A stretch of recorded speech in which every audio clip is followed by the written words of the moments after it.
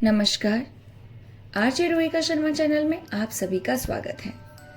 आज की हमारी कहानी का नाम है जुड़वा भाई, जिसके लेखक है कोई और नहीं बल्कि मुंशी प्रेमचंद्र जी। तो चलिए बिना समय को व्यर्थ किए कहानी शुरू करते हैं। कभी कभी मूर्ख मर्द जरा जरा सी बात पर औरतों को पीटा करते हैं। एक गांव में ऐसा ही एक किसान था। उसकी औरत से कोई छोटा सा भी नुकसान हो जाता तो वह उसे बगैर मारे ना छोड़ता।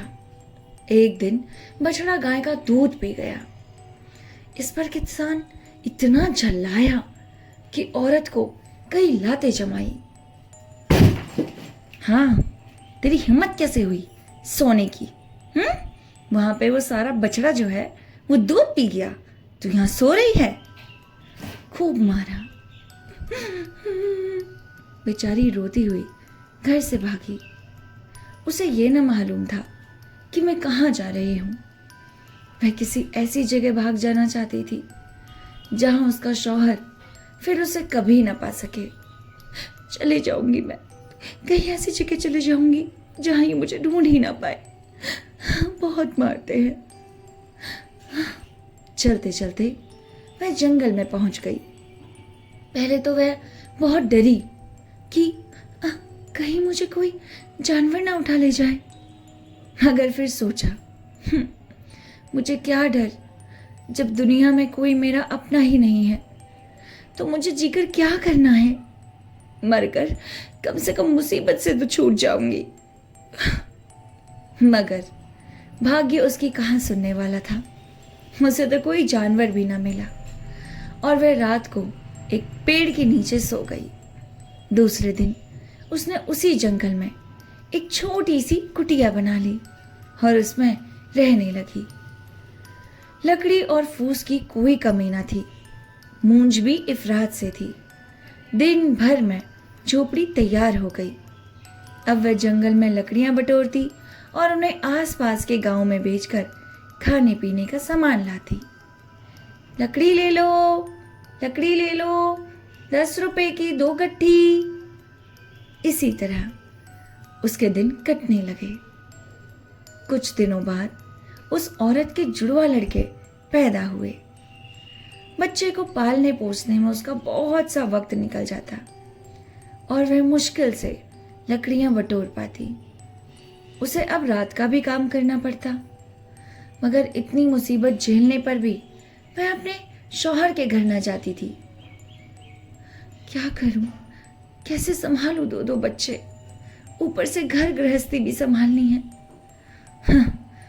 अगर मर्द अच्छा होता तो उसके साथ रहती, वह कमा कर लाता और मैं घर चलाती। लेकिन क्या करे, किस्मत ही ऐसी है। एक दिन वह दोनों बच्चे को लिए सो रही थी। गर्मी की रात थी। उसने हवा के लिए झोपड़ी का दरवाजा खुला छोड़ दिया। अचानक रोने की आवाज सुनकर उसकी नींद टूट गई तो देखा कि एक बड़ा सा भालू उसके एक छोटे से बच्चे को उठाए लिए जा रहा है। उसके पीछे पीछे दौड़ी, मगर भालू जंगल में न जाने कहाँ घुस गया। बेचारी छाती पीट पीट कर रोने लगी। हाय मेरा बच्चा, मेरे बच्चे को वापस करो, वापस करो, मेरा बच्चा दो। बेटा तू कहाँ है, कहाँ है तू? थोड़ी देर में उसे दूसरे लड़के की याद आई। हाँ, हरकू, हरकू। भागती हुई वह झोपड़ी में आई, मगर देखा कि दूसरे लड़के का भी कोई पता नहीं। फिर छाती पीटने लगी। हाय हाय, मेरा दूसरा लड़का भी चला गया। हे विधाता, क्या कर रहे हो तुम मेरे साथ? जिंदगी का यही दुख, यही सहारा, यही तो साथ सब कुछ। वह भी जाता रहा, मगर वह दुख की मारी दूसरे ही दिन मर गई।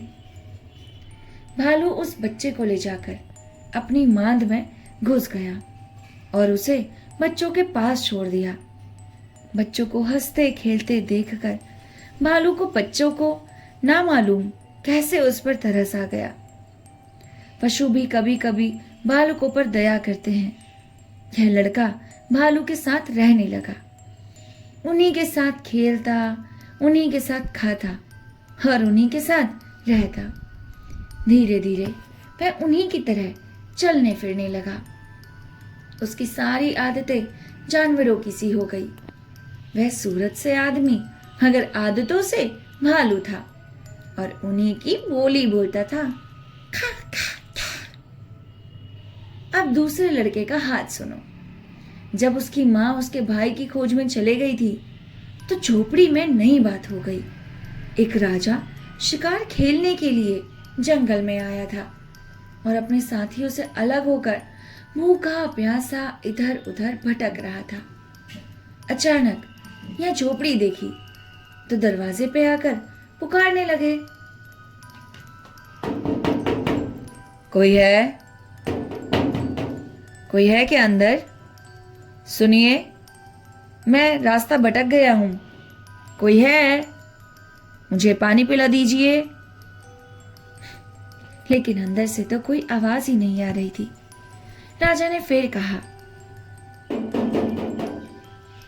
कोई है? मुझे थोड़ा सा पानी पिला दो, मैं बहुत प्यासा हूं। मगर जब रोने बच्चे के रोने के सिवा उसे कोई जवाब न मिला तो वह झोपड़ी में घुस आया और देखा कि वह बच्चा पड़ा रो रहा है और यहाँ कोई नहीं है। वह बाहर निकलकर चिल्लाने लगा, यहाँ कौन रहता है? जल्दी आओ, तुम्हारा बच्चा अकेला रो रहा है। अब कई बार पुकारने पर भी कोई नहीं आया तो उसे लगा कि इस बच्चे की माँ को कोई जानवर उठा कर ले गया है। राजा का कोई लड़का ना था। उसने बच्चे को गोद में लिया और घर चल दिया। 20 वर्ष बीत गए। किसान का अनाथ बच्चा राजा हो गया। वह बड़ा विद्वान और चतुर निकला। बहादुर भी ऐसा था कि इतनी ही उम्र में उसने अपने बहुत से दुश्मनों को हरा दिया। एक दिन नए राजा साहब शिकार खेलने गए मगर कुछ हाथ ना लगा। निराश होकर घर की ओर लौट रहे थे। इतने में उन्होंने देखा कि एक अद्भुत जानवर एक बड़े हिरन को कंधे पर लादे भागे जा रहा है। उसकी शक्ल बिल्कुल आदमी की सी थी। सिर, दाढ़ी, मूंछ के बाल इतने बढ़ गए थे कि उसका मुंह करीब करीब बालों से ढक गया था। उसे देखकर राजा ने फौरन घोड़ा रोक लिया और उसे जिंदा पकड़ने की कोशिश की। वह जानवर हिरन को जमीन पर रखकर राजा की ओर दौड़ा। राजा साहब शिकार खेलने में चतुर थे। उन्होंने तलवार निकाली और दोनों में लड़ाई होने लगी। आखिर वह जानवर जख्मी हो गया। राजा साहब ने उसे अपने घोड़े पर लाद दिया और अपने घर लाए। कुछ दिनों तक वह जानवर उस पिंजरे में बंद रहा, पर फिर कभी कभी बाहर निकल जाने लगा। धीरे धीरे उसकी आदतें बदलने लगी। वह आदमियों की तरह चलने लगा और आदमियों की तरह बोलने भी लगा। उसके बाल काट दिए गए और कपड़े पहना दिए गए। देखने वालों को अचंभा होना था कि इस जंगली आदमी की सूरत राजा साहब से इतनी मिलती है, मगर यह किसे मालूम था कि वह राजा साहब का ही जुड़वा भाई है जिसे भालू उठा कर ले गया था। और कहानी का खात्मा यहीं पर ही हो गया। प्रेमचंद्र जी अपने अनूठे स्वभाव के कारण हमें कभी भी निराश नहीं करते। उनकी कहानियां इसी प्रकार की होती हैं। अब इससे हमें सीख क्या मिलती है? इससे हमें यह सीख मिलती है कि एक औरत को खुद के लिए जीना बहुत जरूरी है। अगर इन दोनों की माँ उस समय अपने आप को ये ना सोचती कि उनका इस दुनिया में कोई नहीं है, तो शायद आज 20 वर्ष बाद उन बच्चों की पहचान की पुष्टि हो पाती। शायद आज वो जुड़वा भाई एक दूसरे को अचंभित में ना देख रहे होते या कोइंसिडेंस ना मान रहे होते, बल्कि उन्हें पता होता कि वो दोनों सचमुच में जुड़वा भाई हैं और वो किसी राजा के या किसी भालू के नहीं, बल्कि किसान और किसानी के दोनों के बच्चे हैं। शायद आज अगर वो औरत जिंदा होती तो अपने बच्चों को इस तरीके से देखकर बहुत खुश होती। लेकिन हमारे समाज में तो औरतों को सिर्फ मार पीट खाना और सहना और अपने परिवार के लिए जीना सिखाया गया है। बिना परिवार के उन्हें ऐसा लगता है जैसे उनकी जिंदगी खत्म हो चुकी है। लेकिन नहीं, पिक्चर तो अभी बाकी है मेरे दोस्त। ऐसा ही हर एक स्त्री के जीवन में होना चाहिए। तो मिलते हैं आपसे नेक्स्ट कहानी के साथ। तब तक के लिए नमस्कार, अपना ख्याल रखिएगा। और हाँ, हमारे चैनल को लाइक शेयर सब्सक्राइब करना बिल्कुल ना भूलिएगा।